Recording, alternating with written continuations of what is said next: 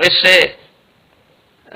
سے پہلے یہ بھی عرض کر دوں کہ ایک حضور کا صحابی تھا، اس کے بعد بلکہ یہ عرض کر رہا ہوں، تو حضور کا جب وصال پاک ہو گیا، پردہ ہو گیا، آپ تشریف لے گئے اللہ کی بارگاہ میں یہ جان فانی چھوڑ کر، تو ایک صحابی کے بارے میں آتا ہے جس طرح یزید کے بیٹے نے اللہ سے دعا کی ہوگی کہ یا اللہ مجھے ایسا وطن اور ایسی بادشاہی سلطنت سلطان ہونا قبول نہیں کرتا، تو حضور کے صحابی نے بھی اس طرح دعا کی کہ اب میں کس کا چہرہ دیکھوں گا اور مجھے کسی چہرے کی ضرورت نہیں ہے۔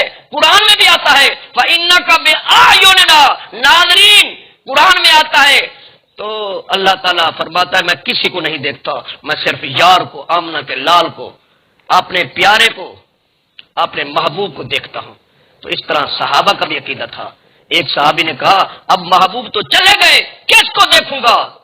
تو ایک کے بارے میں آتا ہے یا اللہ اب وہ محفل اور وہ قمر، وہ شمس، وہ خوشبوئیں، وہ آپ کا نورانی یار محبوب چلا گیا، اب میں کس کی محفل میں بیٹھوں گا، کس کی آواز سنوں گا؟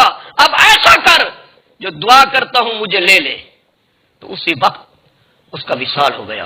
اور ایک صحابی نے کہا یا باری تعالیٰ کرم فرما، اب میں کس کو دیکھوں گا؟ میری جو آنکھیں ہیں اس کی بینائی، اس کی روشنی تو لے لے، میں اب اور کس کو دیکھوں گا؟ تو یہ تو میں انسانوں کی بات کر رہا ہوں۔